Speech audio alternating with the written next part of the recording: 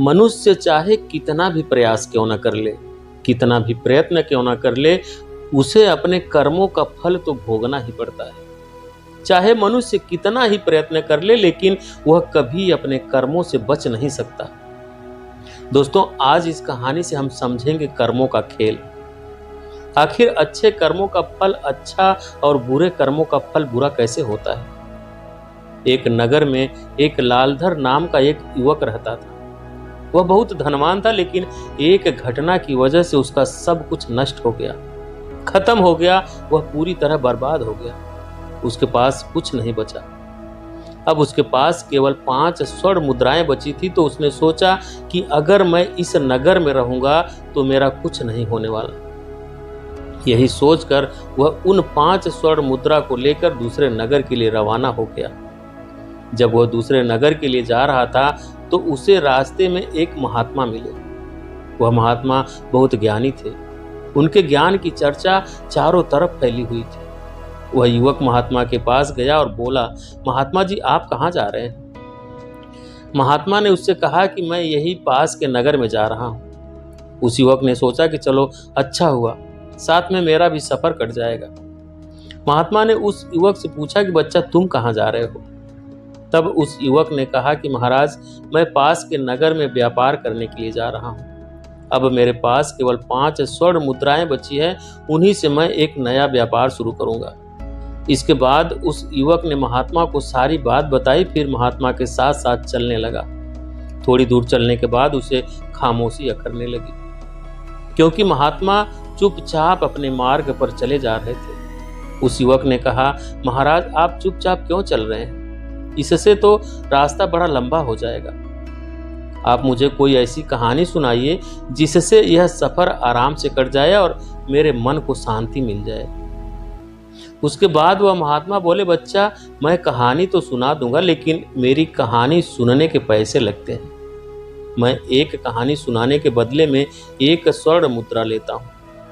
महात्मा की बात सुनकर उस युवक ने सोचा कि मेरे पास तो केवल 5 स्वर्ण मुद्रा है, जिसमें से 1 स्वर्ण मुद्रा देकर कहानी सुनना क्या बुद्धिमानी होगी। लेकिन यह बड़े ज्ञानी हैं, हो सकता है इनकी कहानी सुनकर मुझे धन कमाने का कोई उपाय मिल जाए। फिर कुछ सोच समझकर उसने 1 स्वर्ण मुद्रा महात्मा जी को दिया और बोला, लीजिए महाराज, लेकिन आपसे एक प्रार्थना है कि आप जो भी कहानी सुनाएं वह सच्ची हो। महात्मा बोले, ठीक है बेटा। महात्मा ने कहा, बेटा, जो भी, जैसा भी और जितने दिन के लिए भी तुम्हें काम मिले वह काम तुम तुरंत कर लेना। महात्मा की बात सुनकर लालधर उनसे बोला, ठीक है महाराज, मैं आपकी यह बात ध्यान में रखूंगा। आप कहानी सुनाइए। महात्मा बोले, कहानी तो खत्म हो गई। महात्मा बोले, कहानी तो खत्म हो गई। तब युवक ने कहा, यह कैसी कहानी थी महाराज? आपने जो बात कही है वह तो उपदेश था। तब महात्मा ने कहा, बेटा, यदि मेरे इस उपदेश को तुम याद रखोगे तो हमेशा फायदे में रहोगे। फिर महात्मा ने उस युवक से कहा कि चलो ठीक है, मैं तुम्हें दूसरी कहानी सुनाता हूं, निकालो 1 और स्वर्ण मुद्रा। कुछ सोच समझकर लालधर ने 1 और स्वर्ण मुद्रा महात्मा को दिया और कहा, कहानी सुनाओ महाराज। तब महात्मा कहने लगे कि बेटा, कभी किसी दूसरे के हक पर छल, कपट, ईर्ष्या से अधिकार मत करना। दूसरे की वस्तु को मिट्टी के बराबर समझना और अपनी नीयत कभी उस पर खराब मत करना। यह सुनकर वह युवक बोला, फिर महाराज? तो महात्मा जी ने जवाब दिया कि फिर क्या, बस कहानी खत्म हो गई। तब उस युवक ने कहा, महाराज, आपने तो इस बार भी बस उपदेश दिया। तब उस महात्मा ने उससे कहा, बेटा, मेरे उपदेश बड़े कीमती हैं। फिर कुछ सोच समझकर उस युवक ने उनसे कहा, महाराज, यह लो तीसरी स्वर्ण मुद्रा और मुझे अगला उपदेश सुनाओ। महात्मा बड़े प्रसन्न हुए और बोले, बेटा, जीवन में कभी भी भूल कर भी किसी का रहस्य किसी अन्य को मत बताना। फिर उस युवक ने उनसे कहा, महाराज, यह लो मेरे पास 2 स्वर्ण मुद्रा और बची है, मुझे 2 उपदेश और दे दो। फिर महात्मा ने चौथा उपदेश दिया और कहा, बेटा तुम चाहे कितने ही आवश्यक कार्य से कहीं पर जा रहे हो, लेकिन यदि रास्ते में कोई तुम्हें बुलाकर प्रेम से बैठाता है तो उसकी बात ध्यान से जरूर सुनना, ठुकराना नहीं, चाहे तुम्हारा लाखों का ही नुकसान क्यों ना हो जाए। और पांचवा उपदेश, दूराचारी स्त्री का कभी जीवन में विश्वास मत करना, क्योंकि उसके दिल और दिमाग का कोई ठिकाना नहीं होता। इतनी बातचीत के बाद वह दोनों काफी दूर निकल आए। तब महात्मा ने कहा, अच्छा बेटा, अब तुम्हारा और मेरा रास्ता अलग हो गया। अब मैं अपने रास्ते जाता हूं और तुम अपने रास्ते जाओ, और मेरे बताए यह 5 उपदेश कभी भूलना मत। तब लालधर ने उनसे कहा, महाराज मैं आपकी बातों को हमेशा याद रखूंगा। और इसके बाद वह महात्मा अपनी राह पर चले गए और लालधर अपने रास्ते पर चलने लगा और सोचने लगा कि महाराज की कही गई बातें अवश्य ही उपयोगी सिद्ध होगी, परंतु महाराज मुझे यह उपदेश बिना कोई पैसे लिए भी तो बता सकते थे। आखिर उन्होंने मुझसे पैसे क्यों लिए? उन्हें पैसों की क्या आवश्यकता है? फिर उसने सोचा कि कोई बात नहीं, बाद में मैं इस बारे में उनसे पूछ लूंगा। और चलते चलते वह एक नगर में पहुंचा। अब उसके पास कोई धन नहीं था, इसलिए वह कोई व्यापार भी नहीं कर सकता था। वह नौकरी की तलाश में लोगों से पूछने लगा और वहां पर उसे दिनेश नाम का एक युवक मिला। उसने लालधर से कहा कि भाई, मैं यहाँ पर महाराज के यहाँ नौकरी करता हूँ। मेरा काम घोड़ों की देखभाल करना है, लेकिन मेरी माँ बहुत बीमार है, इसलिए मुझे 1 माह की छुट्टी चाहिए ताकि मैं अपनी माँ के पास जा सकूं। अगर तुम मेरी जगह 1 महीने तक काम करने के लिए तैयार हो तो चलो मेरे साथ। दिनेश की बात सुनकर लालधर को उन महात्मा का उपदेश याद आ गया कि जो भी जितने दिनों के लिए भी तुम्हें काम मिले उसे तुरंत कर लेना। यही सोचकर लालधर दिनेश के साथ तुरंत चल दिया। फिर दिनेश लालधर को लेकर राजा के पास गया। वह राजा बड़ा पराक्रमी था, वह दानी भी था। उसकी एक बेटी थी जो कि बहुत सुंदर थी। राजा उसे अत्यधिक प्रेम करते थे। इसके अलावा राजा को घुड़सवारी का भी बहुत शौक था, इसलिए उन्होंने बहुत सारे घोड़े पाल रखे थे, जिनकी देखभाल के लिए बहुत सारे सेवक भी रखे थे, जिसमें से एक दिनेश भी था। दिनेश लालधर को लेकर राजा के पास गया और बोला, महाराज इसका नाम लालधर है। मैं अपने स्थान पर इसको रखकर अपनी माँ के पास जाना चाहता हूँ। तब राजा ने कहा, मुझे इससे कोई दिक्कत नहीं है, लेकिन अगर मेरे घोड़ों को कुछ भी हुआ तो उसके जिम्मेदार तुम होगे, तुम्हें ही दंड भुगतना पड़ेगा। दिनेश ने कहा, ठीक है महाराज, आप चिंता ना करें, इसको मैं सब समझा दूंगा। फिर दिनेश लालधर को लेकर शाही अस्तबल में गया। वहां बहुत सारे घोड़े बंधे हुए थे। तब दिनेश ने कहा, सुनो लालधर, ये 7 घोड़े तुम्हारे नीचे रहेंगे, तुम्हें इनकी देखभाल अच्छे से करनी है। लालधर बोला, तुम चिंता मत करो भाई, तुम निश्चिंत होकर अपनी माँ के पास जाओ, मैं इनकी अच्छे से देखभाल कर लूंगा। इसके बाद लालधर उनकी अच्छे से देखभाल करने लगा और दिनेश अपनी माँ से मिलने के लिए चला गया। राजा घोड़ों को खिलाने के लिए प्रत्येक सेवक को 20 सेर चना देता था। लालधर ने भी 20 सेर चने लिए और अपने अस्तबल में आ गया। वह उन चनों को पानी में भिगो देता था, फिर उसे कूट कर घोड़ों को खिलाता था। अपना काम पूरा करने के बाद लालधर ने एक दिन सोचा, चलो दूसरे सेवकों के पास जाकर थोड़ी मस्ती की जाए। यह सोचकर वह उस बड़े से कमरे में पहुंचा जहां पर अन्य सेवक बैठे हुए थे और मौज मस्ती कर रहे थे। लालधर ने देखा कि वह सभी शराब पी रहे थे तो लालधर बोला, अरे भाई, आपने अपना काम भी पूरा नहीं किया और नशा करने लग गए। तब उन अन्य सेवकों ने उससे कहा, अरे नहीं भाई, बिना काम पूरा किए भला किसमें इतनी हिम्मत है जो नशा पानी करे। भाई, हमने घोड़ों को खुराक डाल दिए। तब लालधर ने देखा कि उनके पास बहुत सारा चना पड़ा है, तो उसने उनसे कहा, भाई अभी भी बहुत सारा चना कूटने के लिए पड़ा है। तब उन अन्य सेवकों ने कहा, भाई यह चना घोड़ों को खिलाने के लिए नहीं है, हमें रोजाना 20 सेर चना मिलता है, जिसमें से हम 5 सेर चना घोड़ों को खिला देते हैं और बाकी का 15 सेर चना बाजार में बेचकर अपने नशे पानी का इंतजाम करते हैं। उनकी बातें सुनकर लालधर की आंखें आश्चर्य से फट गई। वह बोला, यह तो महाराज के साथ धोखा है, बेईमानी है। तब अन्य सेवकों ने बोला, अरे भाई, बेईमानी या धोखा पेट भरने के लिए यह तो करना ही पड़ता है। और हाँ, हमारी एक बात का ध्यान रखना, उनको यह बात पता नहीं चलनी चाहिए, वरना तुम्हें अपनी जान से भी हाथ धोना पड़ेगा। लालधर उनकी बातें सुनकर चुपचाप अपने कमरे में चला गया और अपनी चारपाई पर लेट गया। उसके मन में विभिन्न प्रकार के विचार आने लगे। वह सोचने लगा कि वह लोग ठीक कह रहे हैं, कल से मैं भी इसी तरह से बेईमानी से काम करूंगा और ढेर सारे रुपए बचा लूंगा, फिर अपना कोई व्यवसाय शुरू कर लूंगा। लेकिन तभी उन महात्मा के द्वारा कही गई दूसरी बात उसके कानों में गूंजने लगी, बेटा, किसी दूसरे के ऊपर छल कपट से अपना अधिकार मत करना।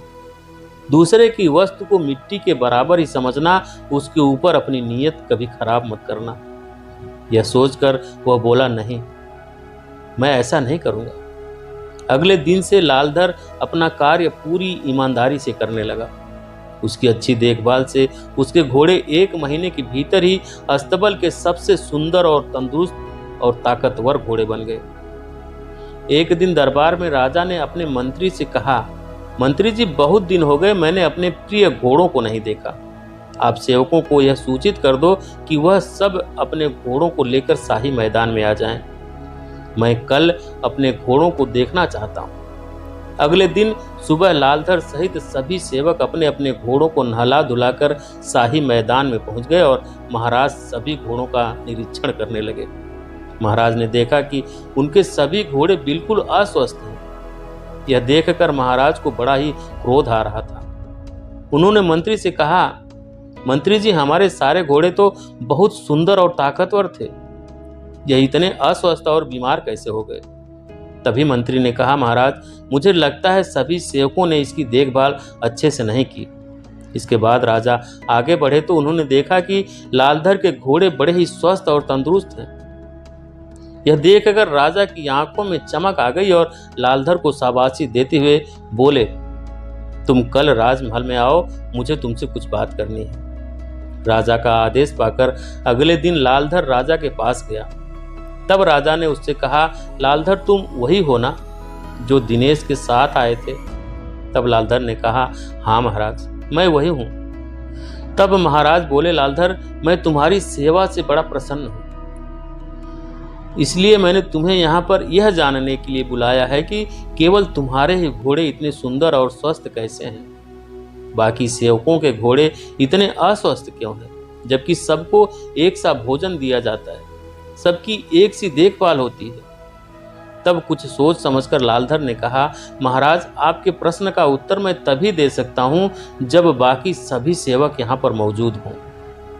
इसके बाद राजा ने कहा, ठीक है, सभी सेवकों को यहाँ पर बुलाया जाए। राजा की आज्ञा पाकर सभी सेवक वहां पर आ पहुंचे। तब राजा ने कहा, लालधर, अब बताओ। तब लालधर ने कहा, महाराज, सच बात तो यह है कि यह सभी सेवक बड़े बेईमान और धोखेबाज हैं। आपकी आज्ञा यह थी कि सभी को 20 सेर चना घोड़ों को खिलाना है, लेकिन यह लोग केवल 5 सेर चना ही घोड़ों को खिलाते थे और बाकी का 15 सेर चना बाजार में बेच देते थे। लेकिन मैंने ऐसा नहीं किया। मैंने 20 सेर चना रोजाना घोड़ों को खिलाया है, इसीलिए मेरे घोड़े सुंदर, तंदुरुस्त और ताकतवर हैं। लालधर की बात सुनकर महाराज को क्रोध आ गया। तब बाकी के सेवकों पर चिल्लाते हुए बोले, धोखेबाजों, नमक हरामों, क्या यह बात सच है? जवाब दो, वरना मैं तुम्हारी गर्दन अभी धड़ से अलग कर दूंगा। राजा का क्रोध देखकर सभी सेवक डर के मारे कांपने लगे और बोले, क्षमा करें महाराज, क्षमा करें, हमसे गलती हो गई। हम विश्वास दिलाते हैं कि अब कभी ऐसी गलती दोबारा नहीं होगी। तब लालधर ने कहा, महाराज, मैं भी आपसे यही कहना चाहता हूं कि इस बार आप इन्हें क्षमा कर दीजिए। लालधर के कहने पर राजा ने उनको माफ कर दिया और लालधर से कहा, मैं आज से तुम्हें अस्तबल का मुख्य निरीक्षक घोषित करता हूं। आज से तुम्हारा काम इन सभी की हरकतों पर निगरानी रखने का होगा, जिसकी पगार तुम्हें 500 स्वर्ण मुद्रा मिलेंगे और साथ ही भोजन और रहने का स्थान भी मिलेगा। यदि इनमें से अब की बार कोई मुट्ठी भर चना भी गायब करे तो इसकी सूचना मुझे देना। लालधर ने कहा, ठीक है महाराज। फिर राजा ने उसको एक हीरे की अंगूठी दी और कहा, तुम इस अंगूठी को दिखाकर बिना किसी रोक टोक के मुझसे मिलने राजमहल में आ सकते हो। इसके बाद लालधर और बाकी के सेवक महल से बाहर आ गए। तब लालधर ने बाकी सेवकों से कहा, भाई इस बार तो मैंने तुम्हें बचा लिया, लेकिन अगली बार तुमने कोई गड़बड़ी की तो तुम्हें कठोर दंड मिलेगा। तब यह सुनकर सभी सेवकों ने एक साथ कहा कि नहीं सरकार, अब कोई गड़बड़ी नहीं होगी। उस दिन के बाद से फिर किसी सेवक ने कोई भी बेईमानी नहीं की और पूरी ईमानदारी से अपने काम में लग गए। इसका परिणाम यह हुआ कि जल्द ही सारे घोड़े तंदुरुस्त और स्वस्थ दिखाई देने लगे। यह देखकर राजा भी बड़े प्रसन्न हो उठे और कुछ ही दिन बीतने के बाद दिनेश भी अपने नगर से वापस लौट आया और उसने जब घोड़ों को देखा तो वह हैरान रह गया, क्योंकि सब घोड़े बड़े ही सुंदर और ताकतवर नजर आ रहे थे। तभी बाकी सेवकों ने दिनेश को घेर लिया और सारी कहानी कह सुनाई कि किस तरह लालधर ने उनकी बेईमानी पकड़ ली और खुद मुख्य निरीक्षक बन गया। उनकी बात सुनकर दिनेश ने कहा, अब मैं वापस आ गया हूं, तुम लोग चिंता मत करो, उस लालधर को मैं अवश्य सबक सिखा दूंगा। इसके बाद दिनेश अपने कमरे में चला गया। तब उसने देखा कि कमरा बहुत साफ सुथरा था। इसके बाद वह एक तरफ अपने बिस्तर पर लेट गया और लालधर के आने का इंतजार करने लगा।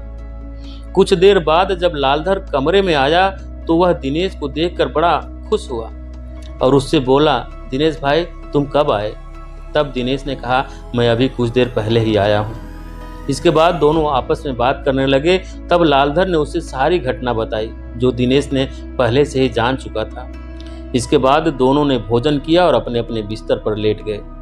दिनेश को नींद नहीं आ रही थी, वह तो लालधर से बदला लेने के बारे में सोच रहा था। उस रात को आकाश में काले बादल हो रहे थे और जोरों की बिजली कड़क रही थी। इधर राजकुमारी को नींद नहीं आ रही थी, वह अपने कमरे में इधर उधर घूम रही थी। फिर उसने अपने कमरे के एक तख्ते को हटाया जिसके नीचे एक गुप्त रास्ता था। वह तुरंत उस गुप्त रास्ते की सीढ़ियों से नीचे उतरने लगी। उधर तेज बिजली कड़कने की आवाज सुनकर लालधर की नींद टूट गई और वह सोचने लगा कि जरा मैं घोड़ों को संभाल कर आता हूँ, कहीं सेवकों ने उन्हें बाहर ही तो नहीं छोड़ दिया। यही सोचकर वह अस्तबल के बाहर चला गया। तभी एक लकड़ी का तख्ता एक तरफ हटा, उसमें से राजकुमारी निकलकर बाहर आई। असल में यह उसी गुप्त रास्ते का दूसरा हिस्सा था जो राजकुमारी के कमरे से लेकर दिनेश के कमरे तक खुलता था। इस गुप्त रास्ते से राजकुमारी निकली और दिनेश को उठाने लगी। दिनेश घबराकर उठ गया और बोला, राजकुमारी तुम इस समय यहाँ क्यों आई हो? जल्दी वापस लौट जाओ, यहाँ पर लालधर है। लेकिन तभी दिनेश ने देखा कि लालधर वहां पर नहीं था। वह बोला, ना जाने यह लालधर कहाँ चला गया। यह सुनकर राजकुमारी बोली, कौन लालधर? इसके बाद दिनेश ने राजकुमारी को लालधर के बारे में सब कुछ बता दिया। असल बात यह थी कि दिनेश और राजकुमारी का प्रेम प्रसंग चल रहा था जिसके बारे में किसी को कोई सूचना नहीं थी। राजकुमारी ने कहा, तुम चिंता मत करो दिनेश, मेरे रहते हुए तुम्हें कोई नीचा नहीं दिखा सकता है। तुम कल सुबह देखना कि मैं उसे कैसे मजा चखाती हूँ। इधर जब लालधर अपने घोड़ों का निरीक्षण करने के बाद वापस लौटा तो कमरे के भीतर से आ रही आवाजों को सुनकर वह हैरान रह गया और अपने कमरे के बाहर खड़ा होकर सोचने लगा कि इतनी रात में दिनेश किस स्त्री से बातें कर रहा है। दरवाजा बंद था, इसलिए लालधर ने सावधानी के साथ खिड़की के भीतर की तरफ झांका और राजकुमारी को देखकर वह हैरान रह गया और सोचने लगा, हे भगवान, यह मैं क्या देख रहा हूँ? राजकुमारी सेवक दिनेश के साथ क्या कर रही है? मुझे इसी समय महाराज को यह खबर बता देनी चाहिए।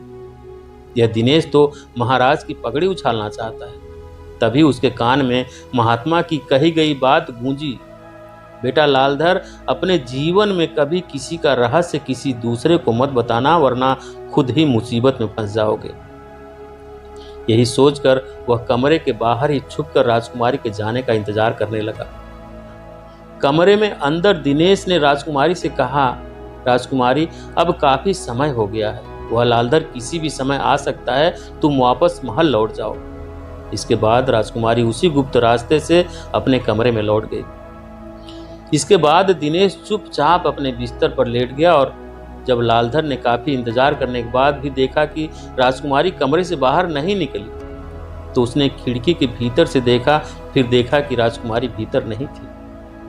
कुछ सोच समझकर उसने दरवाजा खोला और मन में बोला, आश्चर्य है, दरवाजा भी खुला है, यह सब क्या चक्कर है। फिर वह चुपचाप अपनी चारपाई पर लेट गया और सोचने लगा, इस कमरे में कोई गुप्त मार्ग है जहां से राजकुमारी आई और चली गई।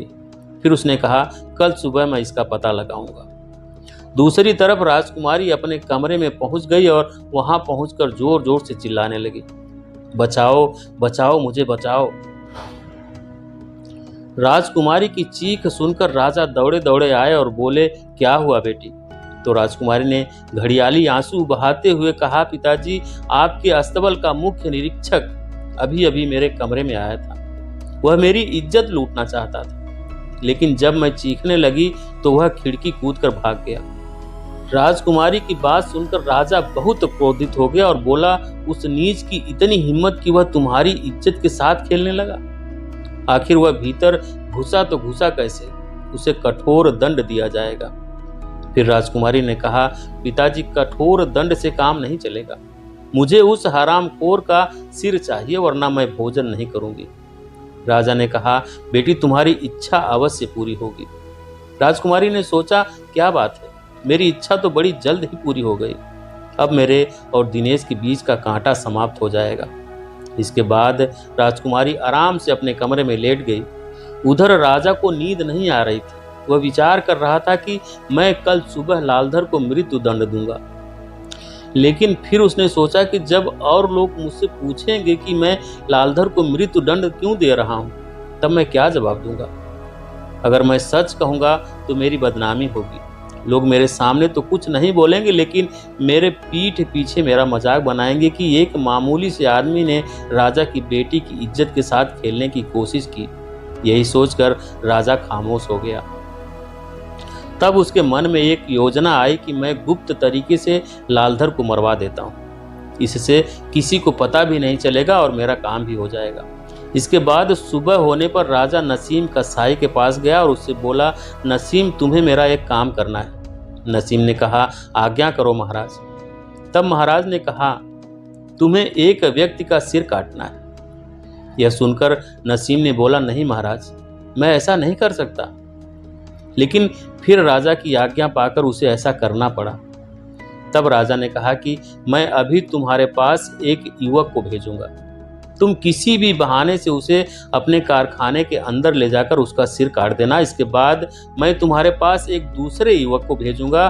उस युवक को तुम उसका कटा हुआ सिर को देकर भेज देना। नसीम ने कहा, ठीक है महाराज। इसके बाद महाराज अपने महल वापस लौट आए और लालधर को बुलाया और कहा, लालधर, तुम अभी इसी वक्त नसीम कसाई के कारखाने जाओ।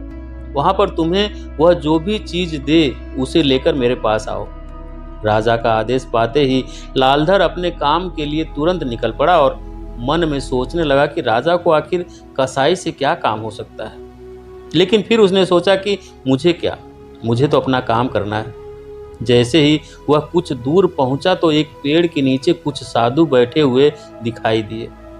वे आपस में धर्म उपदेश के ऊपर चर्चा कर रहे थे। लालधर उनके नजदीक जाकर खड़ा हो गया। तभी एक साधु ने कहा, बच्चा, खड़े क्यों हो, हमारे पास बैठ जाओ और कुछ देर तक उपदेशों का आनंद लो। तब लालधर ने कहा, क्षमा करें महाराज, मैं किसी जरूरी काम से जा रहा हूं, इसलिए रुक नहीं सकता। लेकिन जैसे ही उसने आगे कदम बढ़ाया तो उसके कानों में महात्मा द्वारा कही गई बात गूंजने लगी कि बेटा, तुम किसी आवश्यक कार्य से ही क्यों न जा रहे हो, लेकिन यदि मार्ग में तुम्हें कोई प्रेम से बोले तो बैठकर उसकी बात अवश्य सुनना, उसकी बात ठुकराना नहीं, चाहे तुम्हारा लाखों का ही नुकसान क्यों न हो रहा हो। यह विचार आते ही लालधर साधु के बीच बैठ गया और उनके द्वारा दिए जाने वाले उपदेश सुनने लगा। उधर राजा सोचने लगा कि नसीम कसाई के पास लालधर को सिर लेने के लिए किसको भेजूं। तभी राजा की दृष्टि दिनेश पर पड़ी। उन्होंने दिनेश को बुलाया और कहा, दिनेश, तुम इसी वक्त नसीम कसाई के कारखाने में जाओ और जो भी चीज वह तुम्हें दे उसे लेकर मेरे पास आओ। इसके बाद दिनेश राजा की आज्ञा पाकर तुरंत नसीम कसाई के पास पहुंच गया। उधर नसीम कसाई को लगा कि हाँ, यही व्यक्ति है जिसका मुझे सिर काटना है। इसके बाद नसीम कसाई उसे चुपचाप अंदर ले गया और उससे कहा कि तुम्हारे पीछे जो बक्सा रखा है उसमें एक पोटली है, उसे निकाल दो। जैसे ही दिनेश पीछे पलटा तो नसीम ने अपनी तेज धारदार तलवार से उसकी गर्दन काट दी और उस गर्दन को कपड़े में लपेट कर रख दिया और उसके धड़ को कहीं और छुपा दिया। इसके बाद उधर जब उपदेश खत्म हुआ तो लालधर को याद आया कि महाराज ने उसे नसीम कसाई के पास जाने के लिए बोला था। वह तुरंत नसीम कसाई के पास गया और बोला, महाराज ने कुछ सामान के लिए बोला है, वह मुझे दे दो। नसीम ने सोचा कि यही वह दूसरा व्यक्ति है जिसको मुझे वह सिर देना है। नसीम कसाई ने लालधर को वह सिर दे दिया और कहा, इसको ले जाकर महाराज को दे देना। लालधर दिनेश के कटे हुए सिर को लेकर महाराज के पास पहुंचा। जैसे ही महाराज और राजकुमारी ने लालधर को देखा तो उसके होश उड़ गए और वह हड़बड़ाकर बोले, लालधर तुम यहाँ कैसे? तब लालधर ने कहा, आप ही ने तो मुझे नसीम कसाई के पास भेजा था, लेकिन मैं रास्ते में किसी वजह से लेट हो गया था, इसलिए मुझे आने में थोड़ा समय लग गया। यह कहकर लालधर ने उनको सारी बात कह सुनाई। राजा को समझते देर नहीं लगी कि लालधर से पहले दिनेश वहां पहुंच गया। इसके बाद राजा ने कहा कि तुम्हारे हाथ में क्या है? तो लालधर ने कहा, अभी खोलकर दिखाता हूं महाराज। जैसे ही लालधर ने उसे खोला तो उसके अंदर दिनेश का कटा हुआ सिर था। यह देखकर राजकुमारी जोर जोर से रोने लगी और कहने लगी, मेरे प्रिय, तुम मुझे छोड़कर क्यों चले गए? मैं क्या जानती थी कि मेरी चाल तुम्हारी ही जान ले लेगी। यह सुनकर राजा ने कहा, बेटी तुम यह क्या कह रही हो? तब राजकुमारी ने कहा, पिताजी मुझे माफ कर दीजिए, यह सब मेरे ही कर्मों का नतीजा है। मैं लालधर को मरवाना चाहती थी, लेकिन इसके चक्कर में मैंने अपने ही प्रेमी की जान ले ली। राजकुमारी की बात सुनकर राजकुमार के होश उड़ गए और वो सोचने लगा कि मैं एक निर्दोष व्यक्ति की जान लेने जा रहा था। इसके बाद राजा ने लालधर से क्षमा मांगी और कहा, लालधर मुझे माफ कर दो, मैं बिना सच्चाई जाने तुम पर संदेह किया। तो दोस्तों, किसी ने सच ही कहा है कि आप जैसे कर्म करोगे आपको वैसा ही फल भुगतने को मिलेगा। यहाँ राजकुमारी लालधर को मरवाना चाहती थी, लेकिन उसका स्वयं का प्रेमी ही मृत्यु के घाट उतर गया। इसलिए कभी भी किसी के लिए बुरा मत सोचो, क्योंकि आप किसी के लिए बुरा सोचोगे तो सबसे पहले आपके साथ ही बुरा होगा। तो दोस्तों, कमेंट करके जरूर बताएं कैसी लगी ये कहानी और वीडियो को लाइक करें, शेयर करें। चैनल पर नए हैं, चैनल को सब्सक्राइब नहीं किए हैं तो प्लीज़ चैनल को सब्सक्राइब करें, बेल आइकन प्रेस कर लें ताकि आने वाली सभी वीडियो का नोटिफिकेशन सबसे पहले आपको मिले। वीडियो देखने के लिए बहुत बहुत धन्यवाद।